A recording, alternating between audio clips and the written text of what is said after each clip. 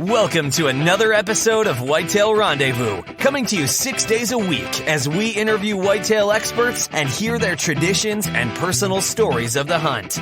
Learn more about the latest gear, discover proven tips, and the latest strategies so you can make your next hunt a success. Now here's your host, Bruce Hutchin.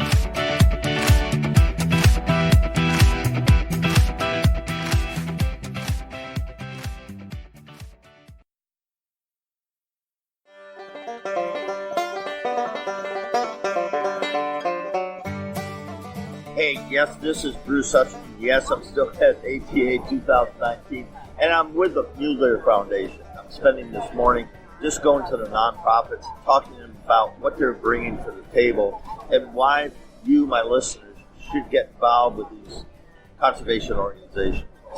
Jared, what's happening over at the Mule Foundation? Well, there's always a lot of great things going on within MDF overall with mule deer conservation and blacktail conservation. We're primarily over in the western half of the country because that's obviously where mule deer and black-tailed deer do live. We've got a very strong membership base and volunteer base that is really a great group of people that are very dedicated towards conservation of mule deer and black-tailed deer kind of throughout the western half of the country. Kind of coming up here in the near future is our big conservation expo. It's the Western Hunting Conservation Expo. It's going to take place February 14th to the 17th in Salt Lake City, Utah. It's kind of a big celebration of conservation during that time frame. So with this big conservation expo, it's a lot of like-minded people that gather together during this event, and we raise a lot of funds for a lot of great conservation projects throughout the footprint of MDF. Why should a person be a member of the Mule Foundation? Well, it's always important to be a member of the organization just because, one, you're giving back towards something that you love. I mean, there's a lot of people with an affinity towards Western-style hunting. A lot of our conservation is always directly related towards conservation betterment of mule deer. And a lot of those conservation projects not only benefits mule deer, but a lot of the other animals within that area. So it's always important to give back towards that aspect. And being a member, you always get a lot of different benefits, such as the MDF magazine. So we always love to keep our members updated with what's going on within the organization and within the hunting industry through the magazine. What are some of the challenges for mule deer? Because I do live in Colorado. Yes, I have a whitetail show, and I hunt extensively in the Midwest. And the mid-Midwest, I say Nebraska and the Dakotas and places like that. But what's up with mule deer? Because we know CWD is a big issue with whitetail. What's challenging mule deer today? Well, I mean, there's a lot of things that can challenge almost any species. Especially over in the West, there's always, could either be droughts or major fires. There's always fire season out in the West. So we're always looking at trying to either kind of rebuild habitats, put in different guzzlers, create water sources, just to be able to help these animals thrive out in these areas. And CWD, like whitetail, I mean, that's always a major concern. So it's the more that we can do together and the more we can learn about CWD, the better off we all are. How about predation? That is another aspect that does take into account as to some of the animal herds as well. But yeah, I mean, we're always working as much as we can to help the betterment of the herds. Now, people in the past on a lot of western states, being our dockets, the decrease in mule deer, is the trend still decreasing, stabilized, or we see a trend of population base and age recruitment increasing? Well, you'd think that's definitely an interesting question, and I think overall a lot of the things that we do are helping benefit the mule deer. It certainly does create a better atmosphere for them to make it more conducive for better herds. So the more we can work with our state and federal agencies, the better off we are to help increase these populations of the mule deer. So do you know any numbers increasing? Is age class recruitment increasing, or is it level, or is the mule deer population still decreasing? You know, I think it's definitely kind of getting towards that stabilization, but they are kind of the pulse as to what can kind of come in the western states. So they're very susceptible to many different things. So it's great to look at the mule deer to make sure that we're doing everything that we can to help that. Thanks for that. one last bit, where do you see the future of mule deer in the West? We're continually growing, so I think the more we grow, the more we can do. That's great. Jared, thank you so much for talking with us today at ATA 2019. Thank you very much.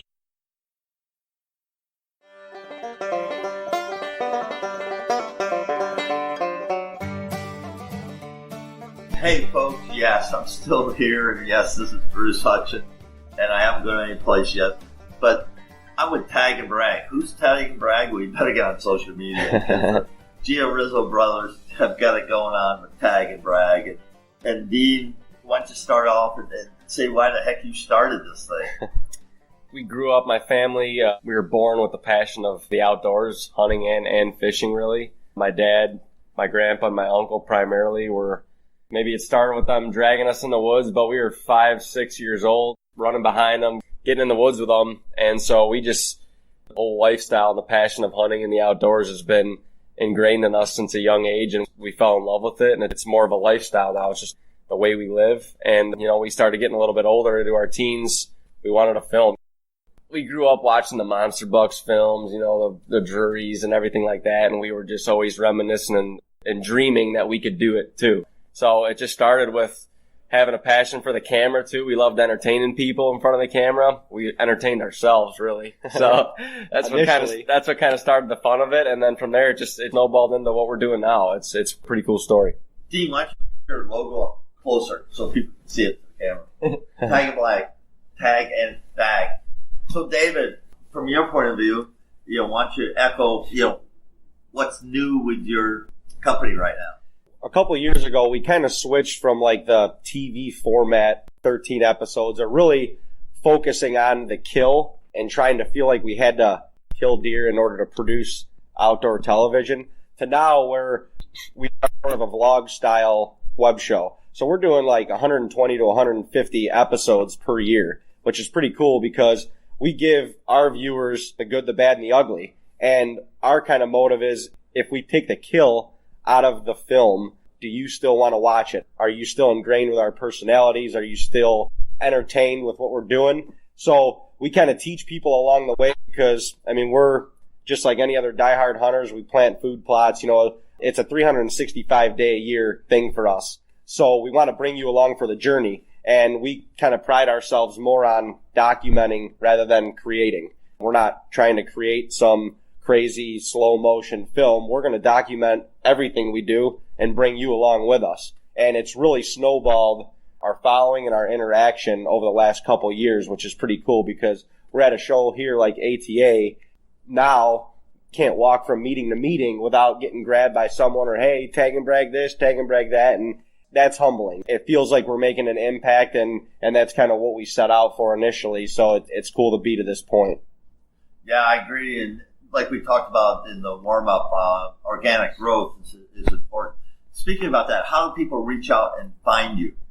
Just all you got to do on Facebook is search Tag and Brag, TAGNBRAG. Search Tag and Brag on Facebook. It's Team Tag and Brag on Instagram and on YouTube.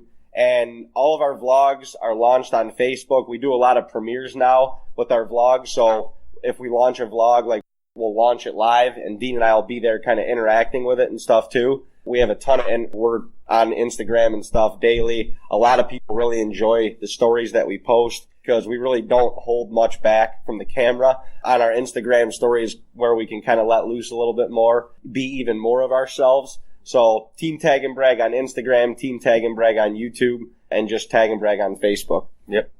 When you walk around here at ATA at your age, what do you think the future is for people coming into business, building what your guys are building?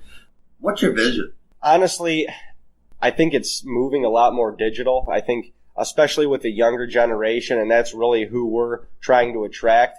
Our vision is to get more people involved in the sport. Show that it's fun, and show the values that we learned as kids growing up, and get more people involved because of that, because of the family, the camaraderie around the sport. So much more, it feels congested with like competition a little bit, where I got to shoot a big buck in order to be somebody. I've got if it's not a 4.5-year-old or 5.5-year-old, if the buck's not big enough, we didn't grow up hunting like that. So for us, like getting down to our roots and showing people that this is a fun sport that they can enjoy, and it has values that go beyond the sport of hunting too. Yeah, absolutely. And then you got the conservation side of it, which is a whole separate ballgame, but just equally as important. I mean, this sport and this whole industry is so necessary for the growth and the prosperity of wildlife, really. I mean, if there weren't hunters, there weren't conservation, these species and everything that everyone's enjoying in the outdoors would be a completely, it'd be a different picture. That's something that I don't want to see, but I just realize the importance of conservation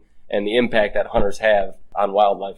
Well, and even outside of hunting too, it's for us, like, we grew up in a family, 3 generations of a family business in the auto body industry. It would have been easy for us to just say, we're going to jump into that, we're going to make our life about. But for us, it was more of getting outside the box. We never wanted to be the type of people that went to a job 9 to 5, hated it, came home and could leave it. So for us, it was going outside the box, pursuing your passions. It's creating your own life and trying to motivate people and inspire people that they can do the same thing, no matter if it's hunting, fishing, or another passion that they have. Yeah, I'm just sitting here. I'm smiling, folks. You can't see my smile. Because here's 2 young guys. They're on fire. They're passionate, but they also want to share hunting tradition. Whitetail Rendezvous is all about the hunting tradition. Absolutely. Being a hunter for over 50 years, hunting the same farm for over 50 years.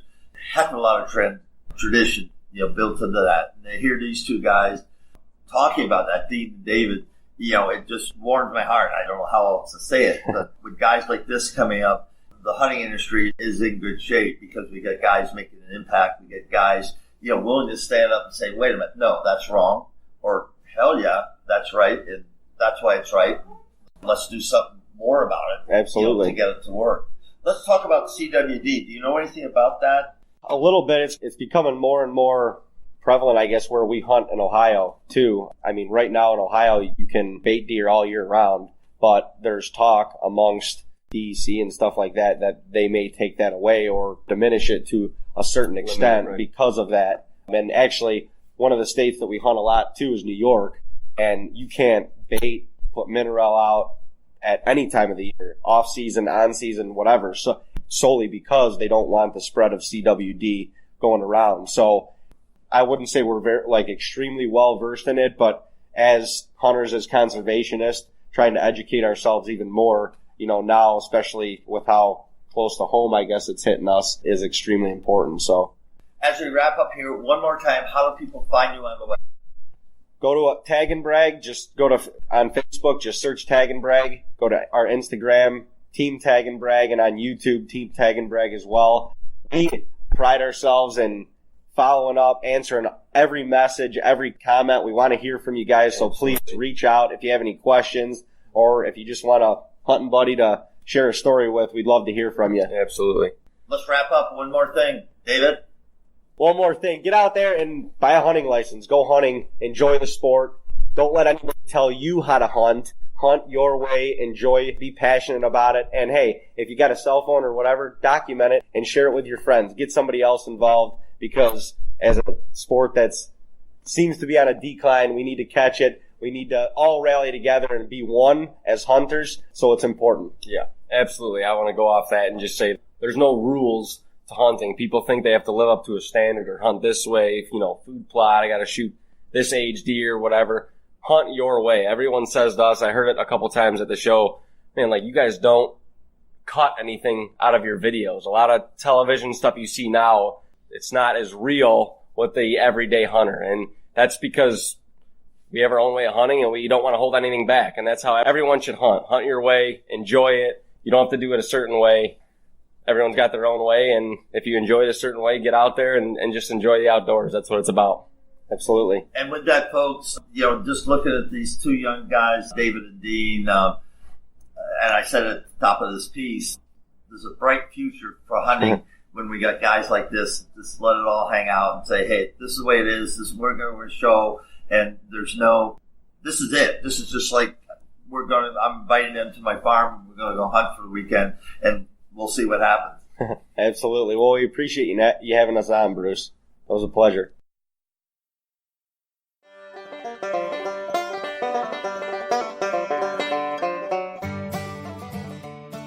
Welcome to ATA 2019, and this is Getting Saturday, and now with Art and Michelle Helen. And they just launched at ATA Own the Season TV. Michelle, why don't you tell us a little bit about that? Well, it worked out really well when I realized the timing of it and that we were going to be here for our launch. I thought, what better place to launch it than here with the Outdoor Channel group and all of our sponsors. So we were able to actually go live on Facebook with them there at the MOTV booth and announce it to everybody. Now, who are some of your sponsors that are going to be supporting the program? We've got all of our sponsors here. Realtree has been a great sponsor for us, Vortex Optics, Arctic Shield, Pradco, New Archery Products. Who am I missing? New one this year, back to HS Calls, Hunter Specialties.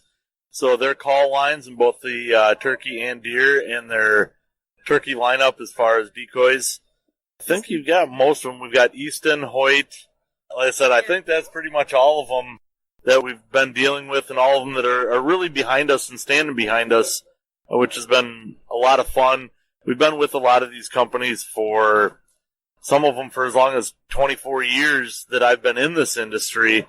Some of them are newer within the last 10 to 15, but pretty much been the same companies that we've been with for anywhere from 10 to 25 years. Yeah, I'm happy to say that Michelle and I are going to be working together. They're going to be helping promote Whitetail Rendezvous, and I'm going to be doing the same thing. So you're going to hear a lot of spots about Own the Season TV on Whitetail Rendezvous coming forward in 2019. So I'm glad, we're moving forward, working together, and promoting both our businesses. Yeah, and we appreciate that relationship too, Bruce. Looking forward to that. So I've been fortunate to be on a few of Bruce's podcasts, and him and I have worked together in the past, so I think it's going to be a great relationship and kind of help each other out down the road here and just help each other grow some more. As I said, he's been great. If you haven't heard his podcast, obviously you're listening now, but if you haven't listened to the other ones, go back and listen to him. He does a great job. Hey, thanks for that, for Art. What's really new? I mean, there's lots of TV shows out there. MOTV, let's share with our listeners something about what's so special about that setup. Well, I think what's kind of unique with our relationship and with our show with MOTV is that we're like the first or one of the first shows there that are just MOTV originals or MOTV exclusive, where our show isn't going to be on TV first and then airing the older episodes. So we're going to be just exclusively on MOTV. That's like the official home for Own the Season. And then the other thing I think that we bring to the table is a focus on education and helping people learn, us sharing what worked for us during a specific hunt or a specific, other outdoor activity to help the viewers be successful as well. Art, what do you want to add? Just kind of like she said, it's all about education. I've always liked to educate. I do a lot of seminars throughout the country.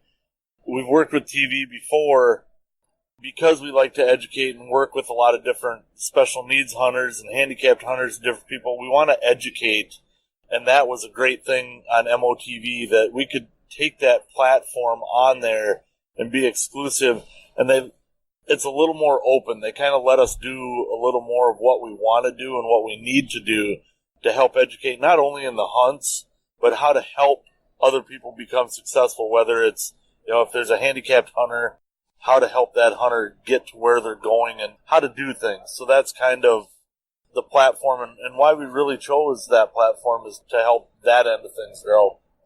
Yeah, I'm excited where this whole thing's going. And how do people find you again? They can find us at arthellenoutdoors.com, and then they can find our show Own the Season on MOTV.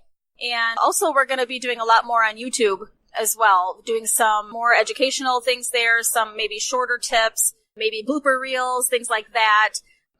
There's just, some real short promo things, some different things about new products that are coming out from companies. Like if it's a mid-year product, we'll be putting those on there because they're too short to actually put on an episode of MOTV. So that's kind of our focus on that new YouTube page, is a little more of the new product releases. As she said, blooper reels, which we have plenty of those. So they're the things that we're going to be doing now. You know, we've got our website, we have Instagram and Own the Season, Instagram page, Own the Season and Art Helen Outdoors, Facebook. There's a lot of different things that you can look for and find us on, and we'll be there. Well, I'm so excited to be working with you guys, and I just hope this year we can get together and at least do some turkey hunting, if not meet up for the deer hunt. But beyond that, these folks are quality folks that put together a quality product. And check out Own the Season TV with Art and Michelle. Hello. Thanks for joining us. Be sure to tune in tomorrow for another episode of Whitetail Rendezvous, where you can listen and learn from the experts so you can be more successful on your next hunt. Until next time, listen, learn, and succeed.